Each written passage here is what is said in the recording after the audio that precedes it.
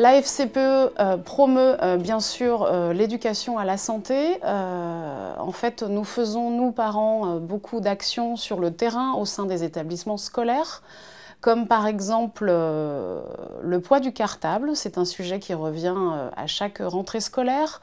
On avance en termes d'amélioration, mais on n'est pas encore assez bon, puisque aujourd'hui les enfants continuent à avoir des cartables trop lourds, 15% plus lourds que ce qu'ils devraient porter.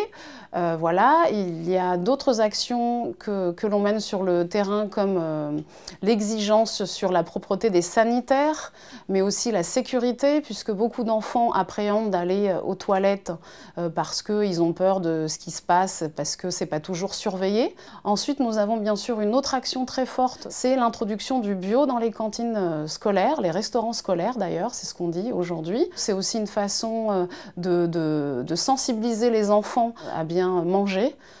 Donc ça, c'est une action que l'on mène et qui prend de l'ampleur. C'est vrai qu'aujourd'hui, l'exigence est de 25% de bio dans les cantines. De nombreux établissements sont déjà à 40%. Donc voilà, donc ça, c'est une bonne chose. Ensuite, bien sûr, les parents, sur la prévention à la santé, sont très présents dans les différentes instances qui existent ou dans lesquelles ils siègent, et donc ont un rôle à part entière pour faire avancer en fait l'éducation à la santé et à la prévention. La santé de l'enfant est un véritable enjeu dans le parcours scolaire de l'élève. Des moyens sont mis en œuvre, les parents ont toute leur place dans le combat et les actions menées sur le terrain. Aujourd'hui, la médecine scolaire souffre beaucoup de manque d'infirmières, de médecins.